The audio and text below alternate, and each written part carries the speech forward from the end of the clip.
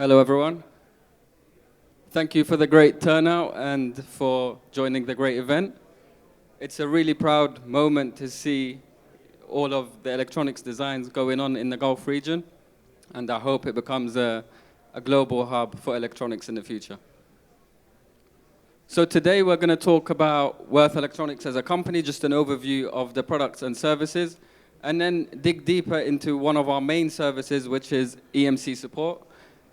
As you do electronics designs, electromagnetic compatibility becomes a very important issue that you have to discuss, and that's one of the topics we'll go through today.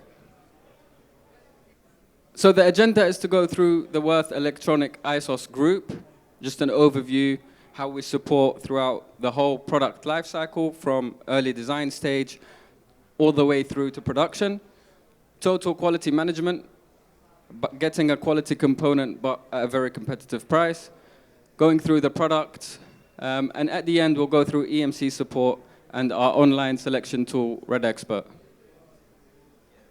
So the Würth Electronic Group is currently based in 50 countries. The next market that we're trying to enter is the Middle East, so the Gulf region. It's about 1 billion in terms of sales at the moment, with 15 quality and design centers worldwide, 8,000 employees, 23 production plants.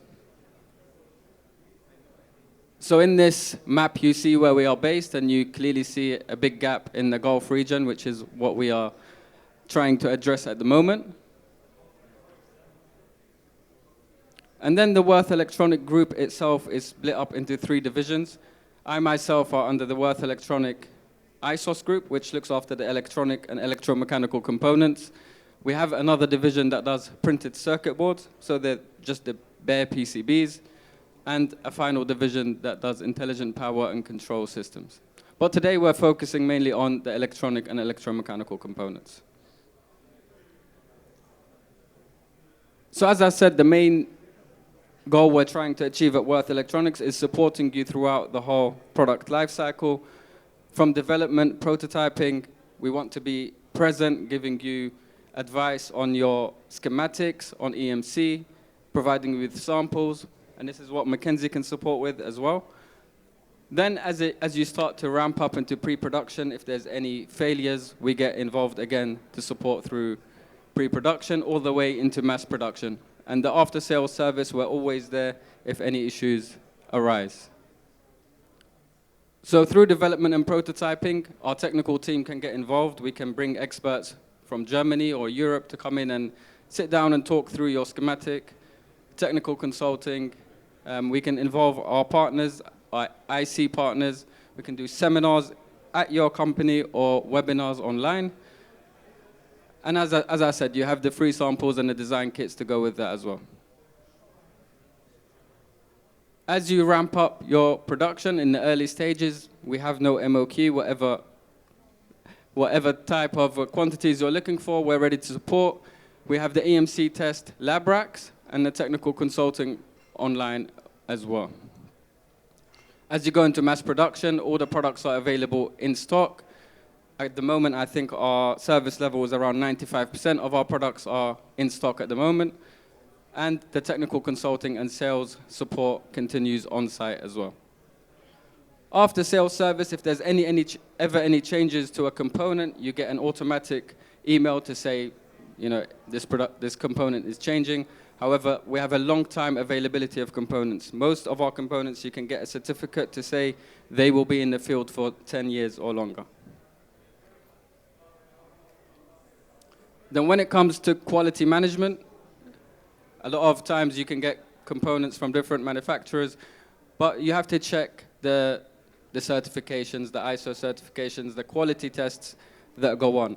You might get one capacitor from a manufacturer and only 1 in 10,000 is tested, but from our range, every component that comes off the production line is tested. Every single component is tested to ensure that it's within the datasheet parameters. But then you've got things like measurement labs, environmental labs for shock and vibration, analysis labs that are all used to ensure you get the highest quality component on your PCB.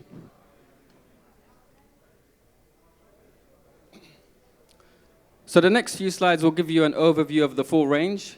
You have EMC components, so this is things like common mode chokes, ferrites on the cable or ferrites on a PCB, shielding material. Anything that can help you pass an EMC test is within the range.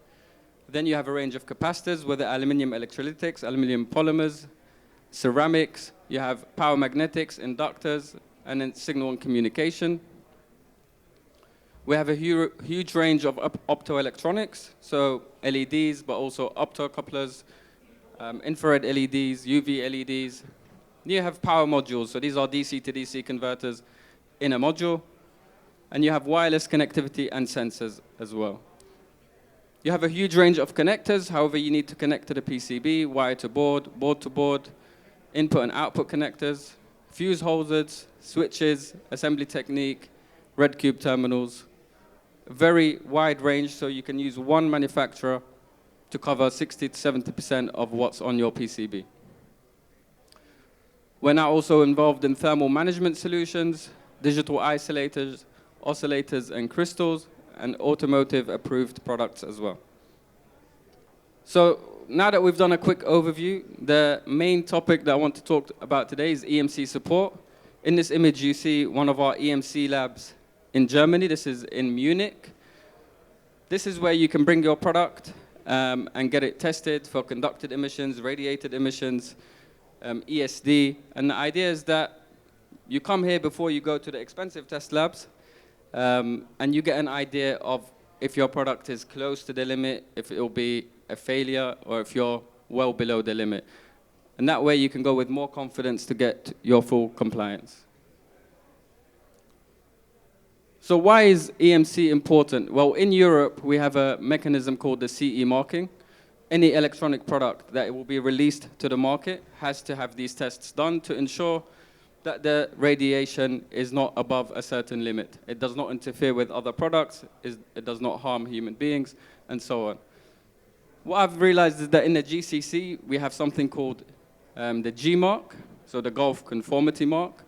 And the GSO introduced this regulation to the GCC countries, and it's again a basic requirement for electromagnetic compatibility of electrical and electronic equipment.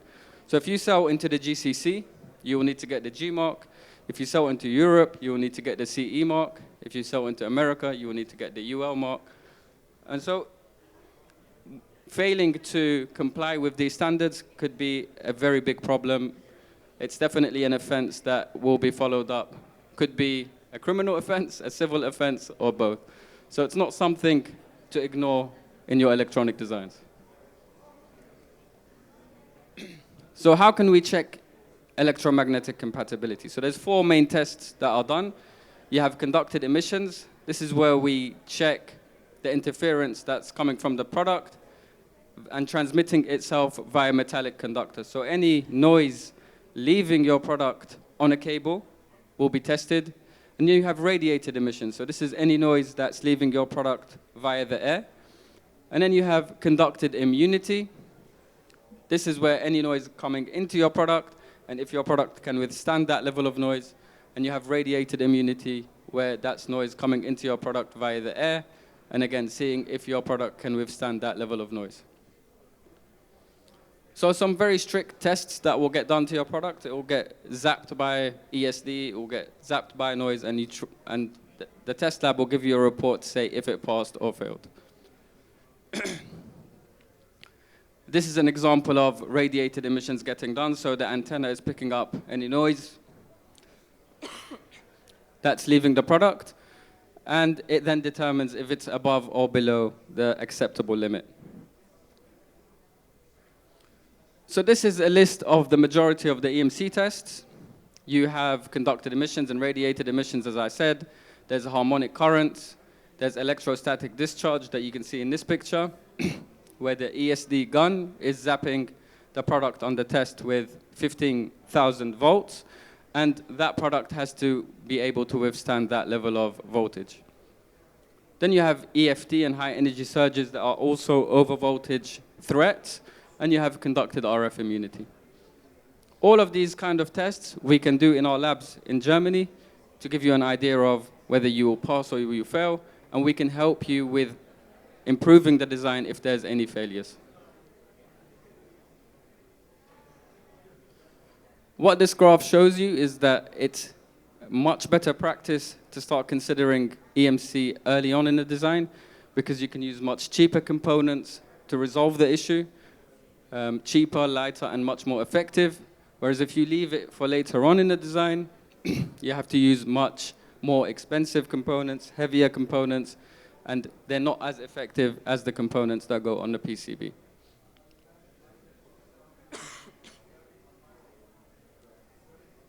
So what causes EMI in a product?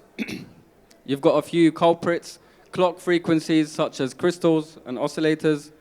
You have data rates such as USB, and probably the main culprit is DC to DC converters. So these are switching at high frequencies. The frequencies are getting higher and higher.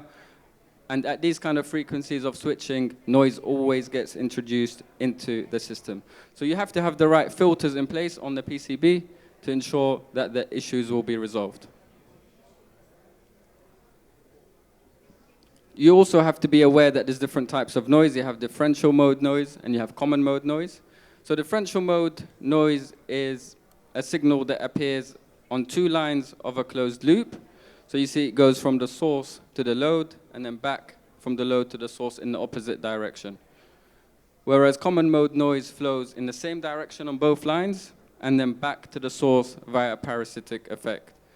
So if you have a common mode noise, having a differential mode filter will not do the job. If you have a differential mode noise, having a common mode choke will not do the job. You have to have the right component to deal with the noise that you have. So how can you figure out if you have common mode or differential mode noise in the system? If you take a snap ferrite and put it on, let's say, the power cable, in the power cable you have both VCC and ground. So if the noise is reduced, that indicates that it's common mode noise because the noise is common between both VCC and ground.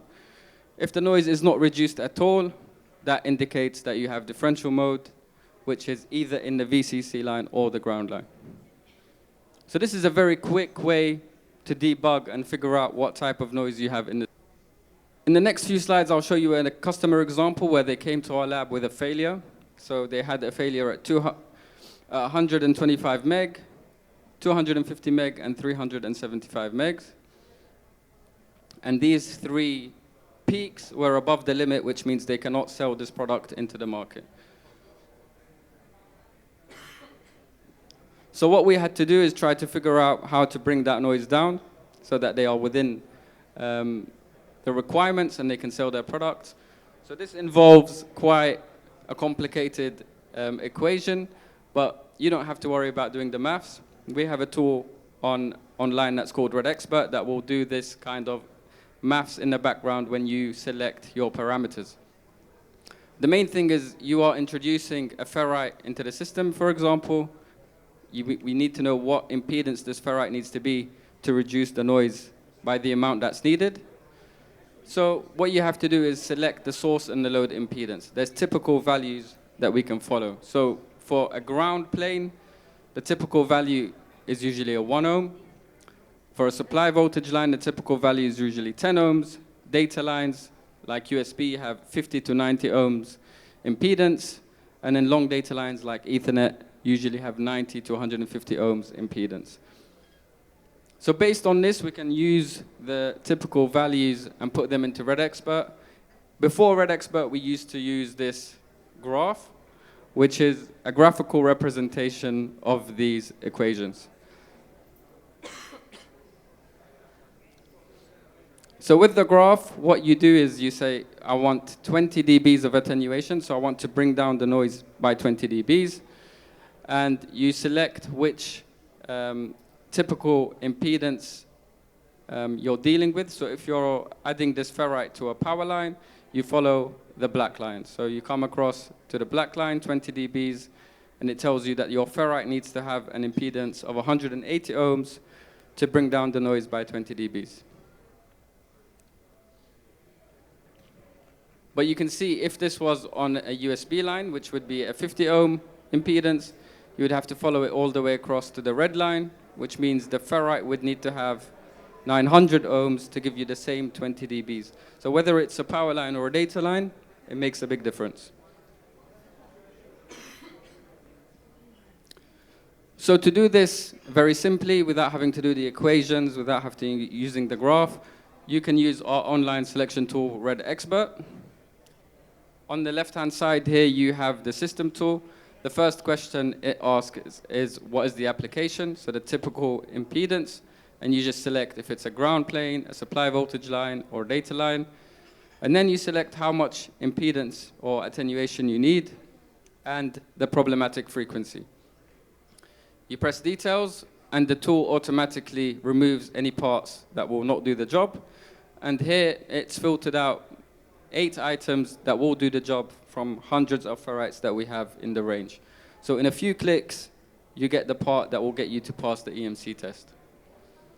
And in this case, we've selected a few of the parts, and we can compare them on the same graph to see which one is the most effective. We then took that snap ferrite, put it on the cable, and the 3 peaks that we were seeing that were causing the failure were all reduced by 20 dBs, and the customer was very happy. He's now able to sell that product in the market.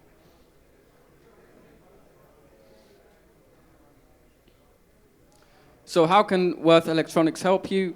When it comes to EMC, as I said, we can do the testing for you, but we can also do schematic reviews and see if you've got a conducted emissions problem, suggest the right solutions such as common mode chokes, chip beat ferrites if it's differential mode, if it's radiated emissions, shielding materials, ferrites, capacitors, if it's over voltage, ESD and surge protection devices. So we have the full range required to support you on your EMC problem. So thank you very much for your attention, and I'll pass this on to the next colleague.